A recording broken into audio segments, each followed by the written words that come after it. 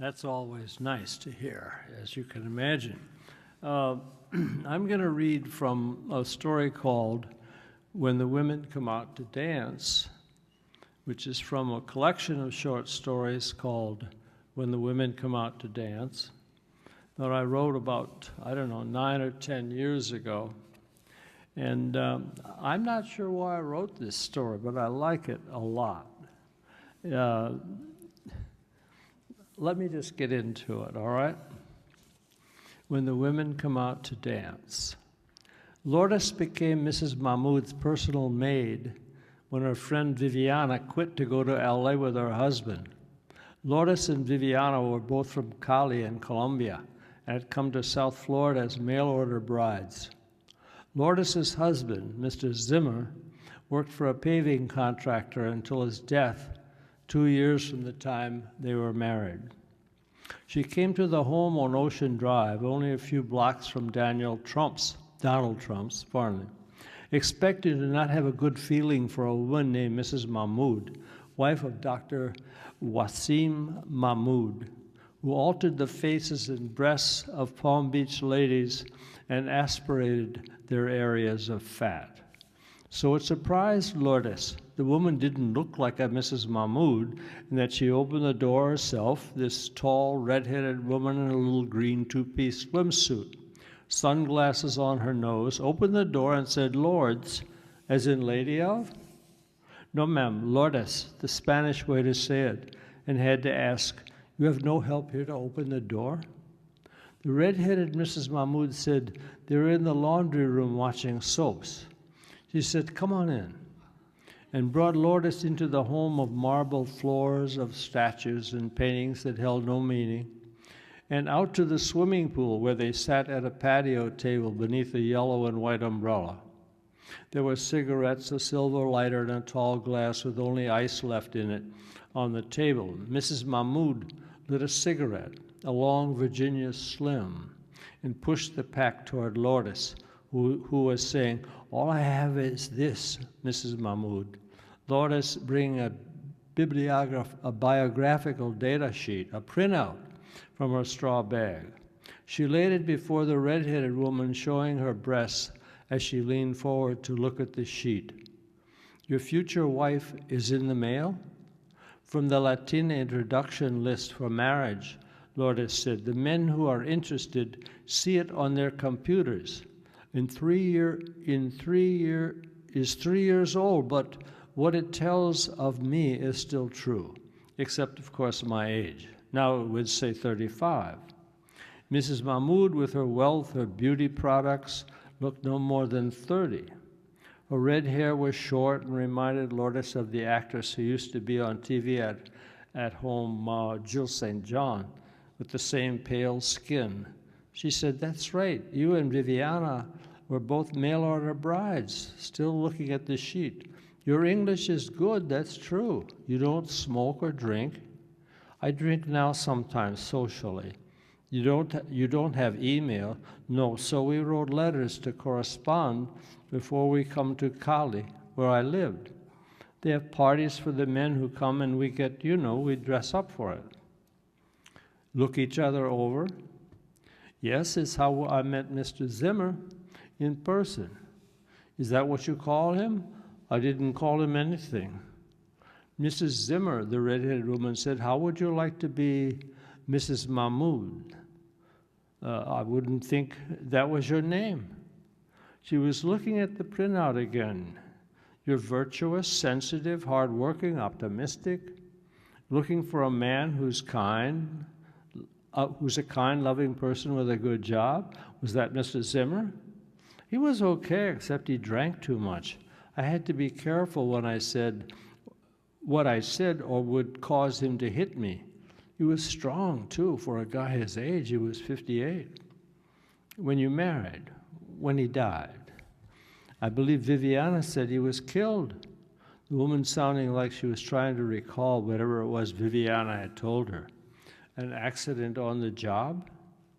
Lourdes believed the woman already knew about it, but said, "He was disappeared for a few days until they found his mixed truck out by Hialeah, a pile of concrete by it, but no reason for the truck to be here since there's no job he was pouring. So the police have the concrete broken up and find Mr. Zimmer. Murdered, the red-headed woman said. They believe so, yes, his hands tied behind him. The police talk to you? Of course, he was my husband. I mean, did they think you had anything to do with it? She knew. Lourdes was sure of it. There was a suspicion that friends of mine here from Colombia could be the ones did it. Someone who was their enemy told this to the police. It have anything to do with drugs? The woman seeing all Colombians as drug dealers.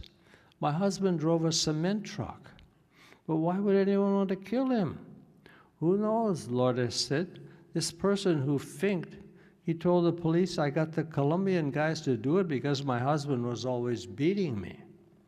One time he hit me so hard, Lourdes said, touching the strap of her blue sundress that was faded almost white from washing. It separated my shoulder, the bones in here, so I couldn't work. Did you tell the Colombian guys he was beating you? Everyone knew. Sometimes Mr. Zimmer was brutal to me in public when he was drinking. So maybe the Colombian guys did do it, the woman sounding like she wanted to believe it. I don't know, Lourdes said, and waited to see if this was the end of it. Her gaze moved out to the sunlight, to the water in the swimming pool lying still and beyond, to red bougainvillea growing against white walls. Gardeners were weeding and trimming. 3 of them, Lourdes thought, at first were Latino. No, the color of their skin was different. She said, those men, Pakistanis, Mrs. Mahmoud said. They don't seem to work too hard, Lourdes said. I always have a garden at home, growing things to eat. Here, when I was married, I worked for Miss Olympia. She called her service cleaning with biblical integrity. I wasn't sure what it meant, but she would say things to us from the Holy Bible. We cleaned offices in buildings in Miami. What I do here, Viviana said, would be different, personal to you. So your things, see your things, keep your clothes nice, straighten her dresser drawers, clean her jewelry. Mrs. Mahmoud said she kicked her shoes off in the closet so Louise would see they were paired and hung in the shoe racks. Checked to see what needed to be dry cleaned.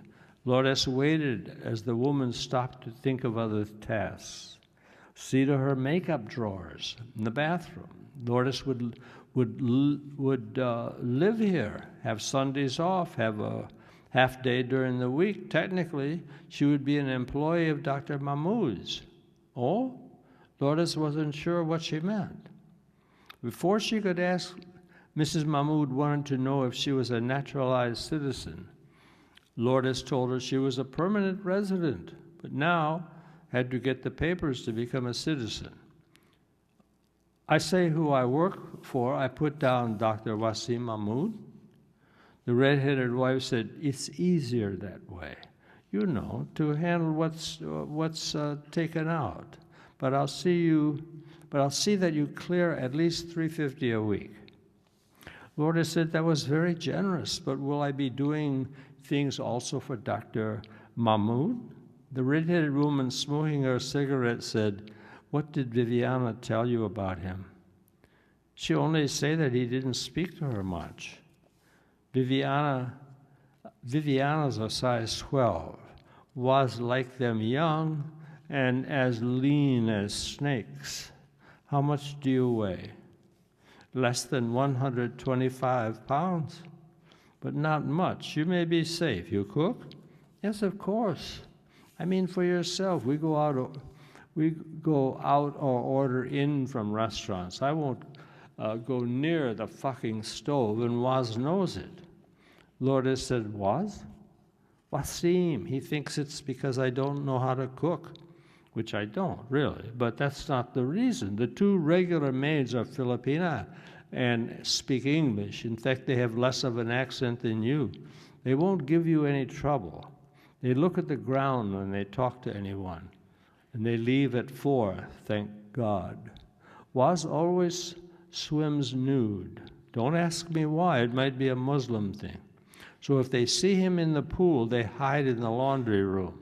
Or if I put on some southern hip-hop and they happen to walk in while I'm bouncing to Dirty South doing my aerobics, they run for the laundry room. She said without a pause, "What did Vivian say about me?" "Oh, how nice you are. What a pleasure to work here." "Come on, I know she told you I was a stripper." "She said you were a dancer before." "Yes. I started out at a dump on Federal Highway, got discovered, and jumped to Miami Gold on Biscayne, valet parking.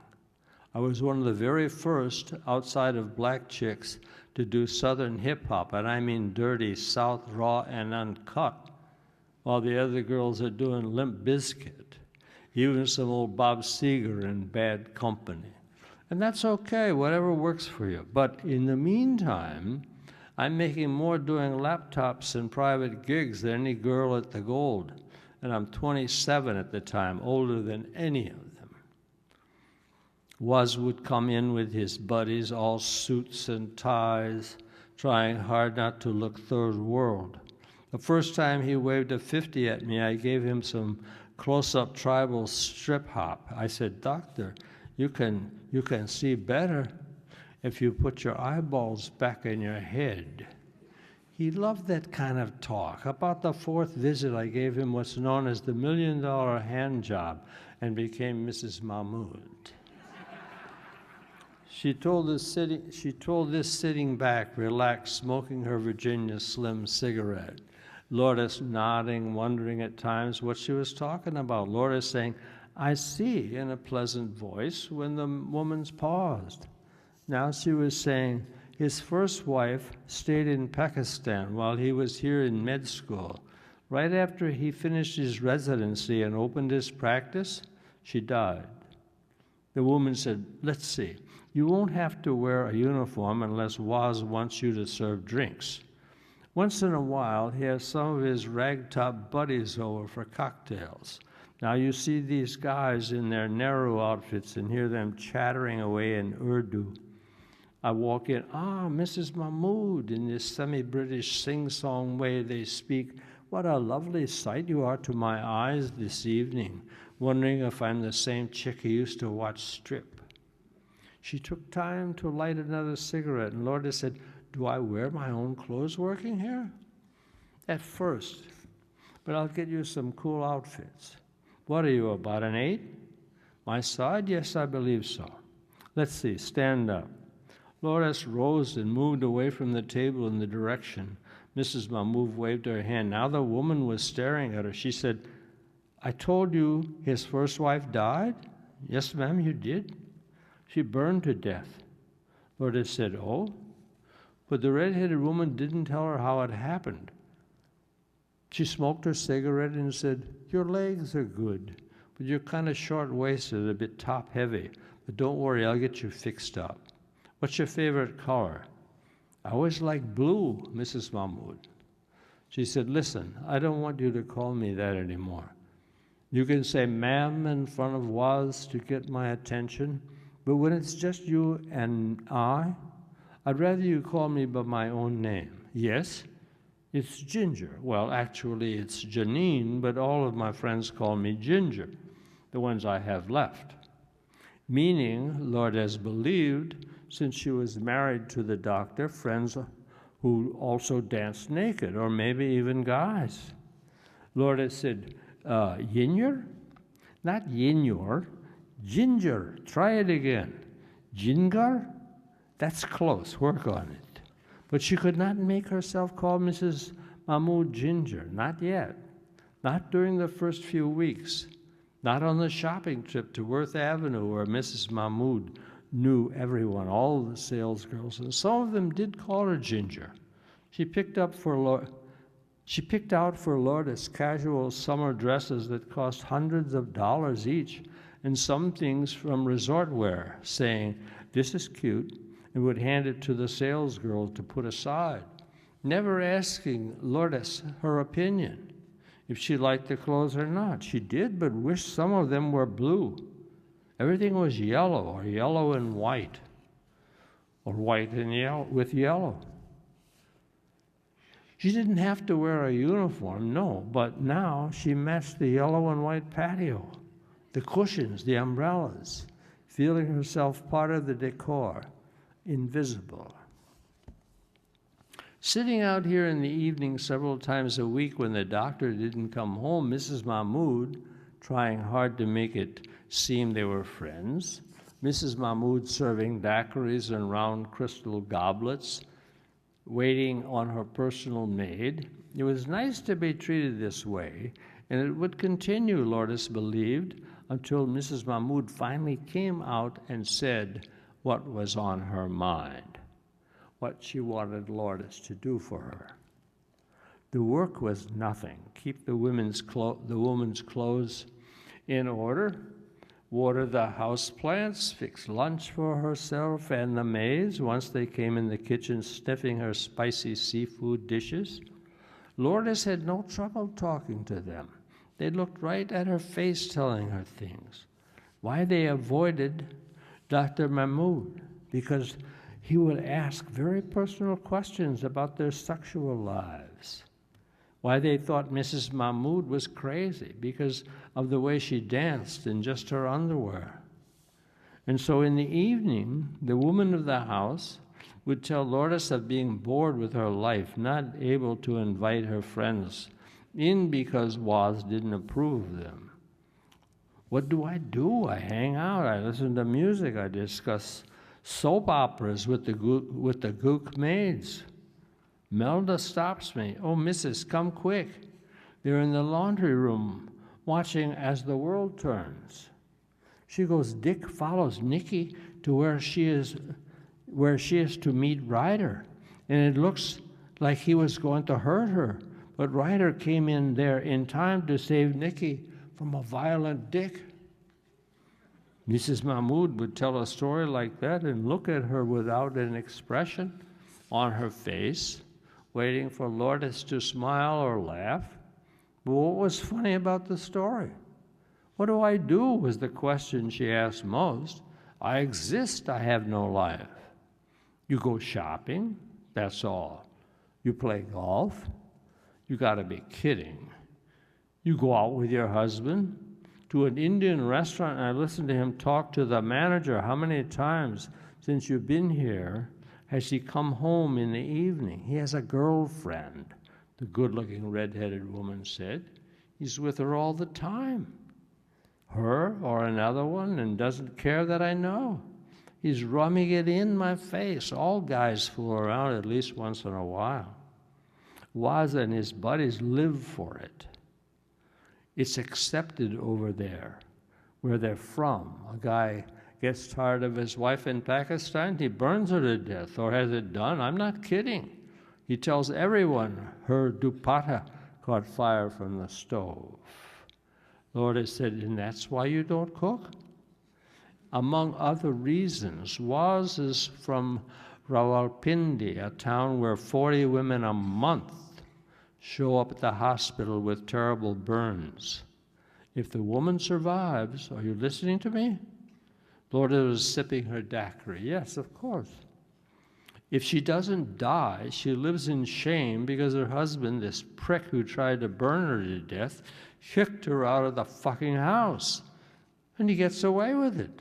Pakistan, India, thousands of women are burned every year because their husbands are tired of them, or they didn't come up with a big enough dowry.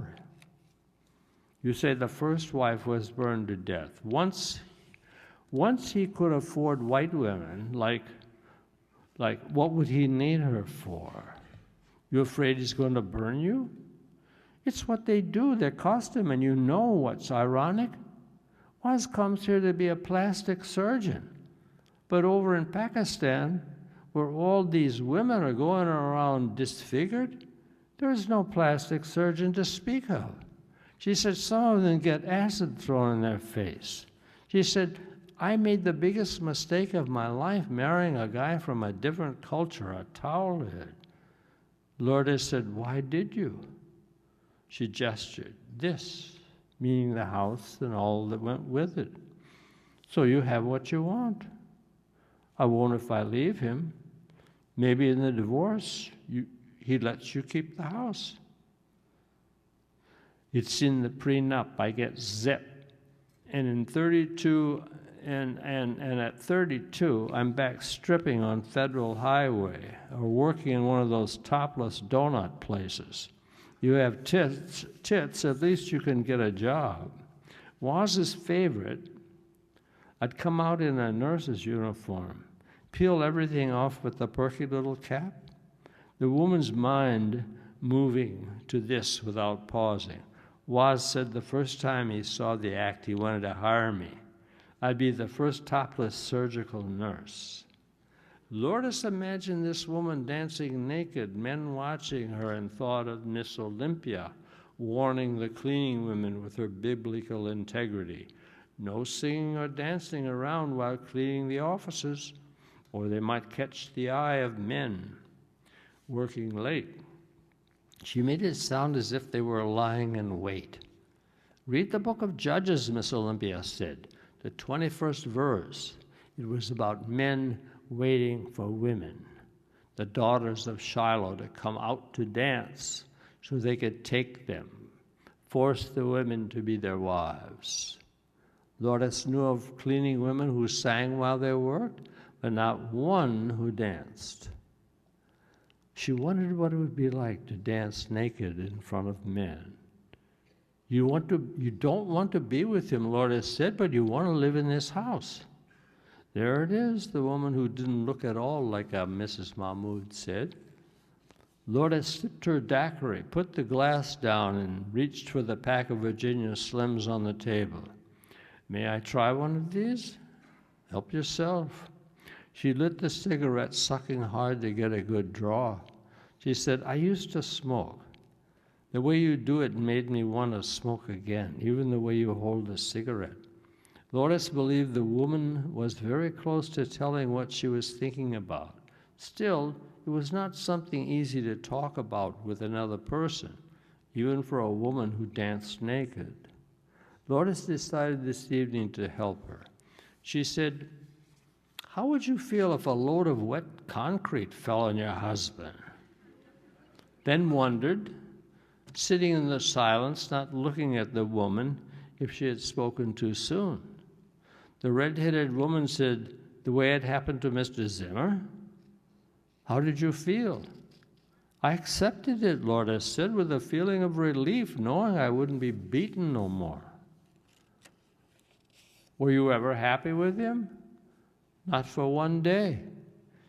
You picked him. You might have had some idea. He picked me at the party in Cali. There were 7 Colombian girls for each American. I didn't think I would be chosen. We married. In 2 years, I had my green card and was tired of him hitting me. The red-headed Mrs. Mahmoud said, you took a lot of shit, didn't you? And paused this time before saying, how much does a load of concrete cost these days?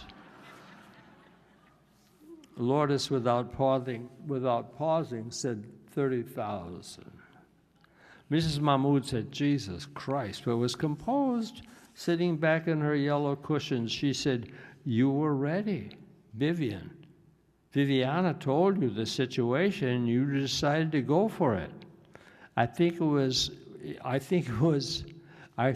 you hired me, Lourdes said, because of Mr. Zimmer. You're so interested in what happened to him. Also, I could tell from the first day we sat here, you don't care for your husband. You can understand why, can't you? I'm scared to death of catching on fire. He lights a cigar, I watch him like a fucking hawk, giving himself a reason, an excuse. We don't need to talk about him, Lourdes said. You pay the money, all of it, before, and we don't speak of this again. You don't pay, we still never speak of it. the Colombian guys have to have it all up front? The what guys? The concrete guys. You don't know what kind of guys they are, what if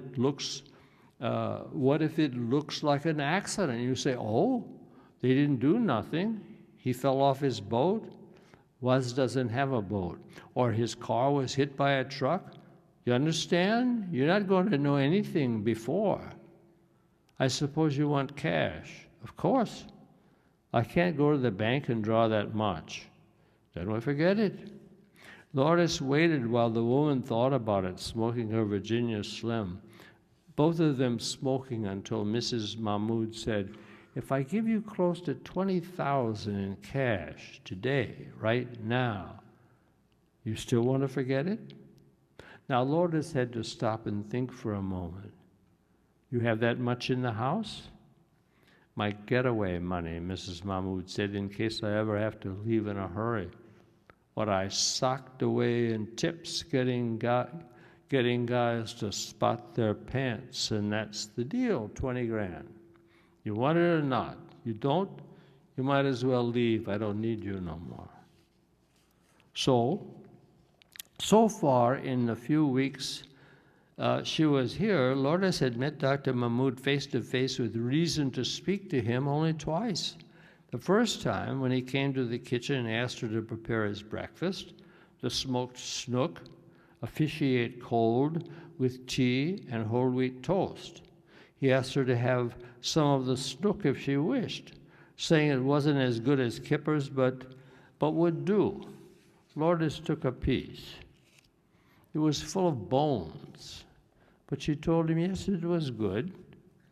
They spoke of different kinds of fish from the ocean they liked, and he seemed to be a pleasant, reasonable man. The second time Lourdes was with him face to face, he startled her, coming out of the swimming pool naked. As she was watering the plants on the patio, he called to her to bring him his towel from the chair. When she came with it, he said, you were waiting for me? No, sir. I didn't see you. As he dried his face and his head, the hair so short it appeared shaved, she stared at his skin, at his round belly and his strange black penis. Lourdes looked up then as he lowered the towel. He said, you are a widow? She nodded yes, and he said, when you married, were you a virgin?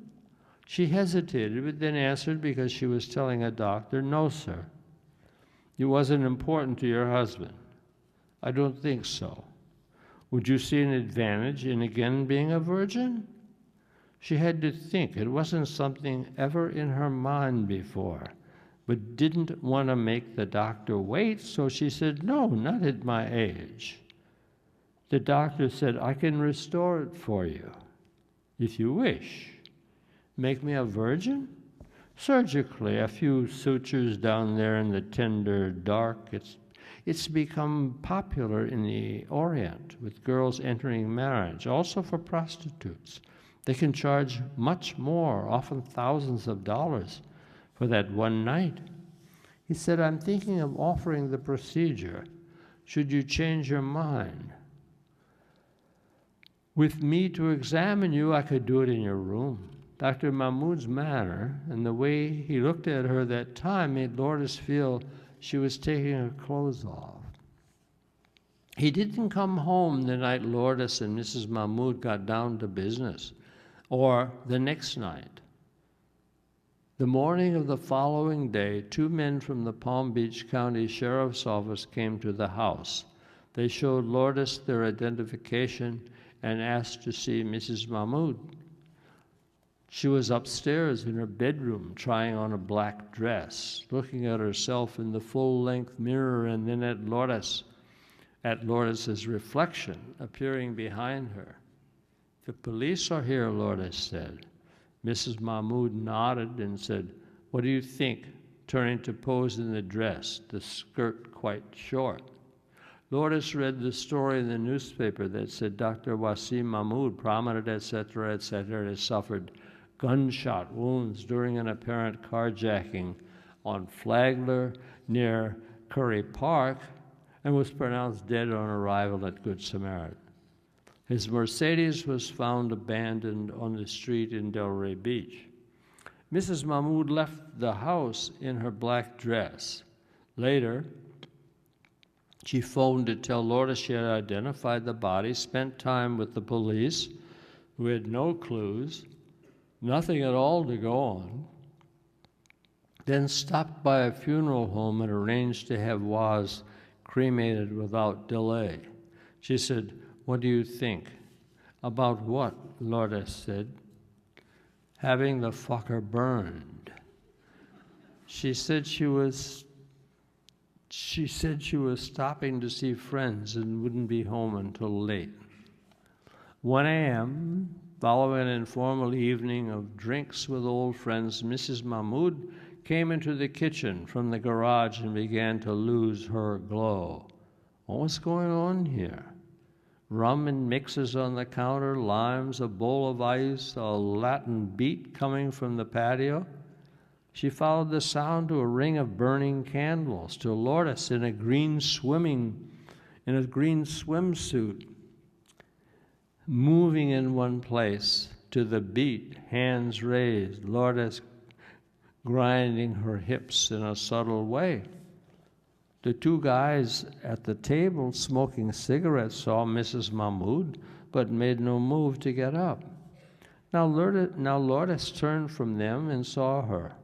Lourdes smiling a little, and she said, "How you doing? You look like you're feeling no pain." "You have my suit on," Mrs. Mahmoud said. "I put on my yellow one," Lourdes said, still moving in that subtle way, and took it off. "I don't wear yellow no more, so I borrow one of yours. It's okay, isn't it?" Mrs. Mahmoud said, "What's going on?" "This is cumbia, Colombian music for when you want to celebrate, for a wedding, a funeral, anything you want. The candles are part of it. Cumbia, you should always light candles." Mrs. Mahmoud said, "Yeah, but what is going on?" "We're having a party for you, Ginger." Ginger. The Colombian guys come to see you dance.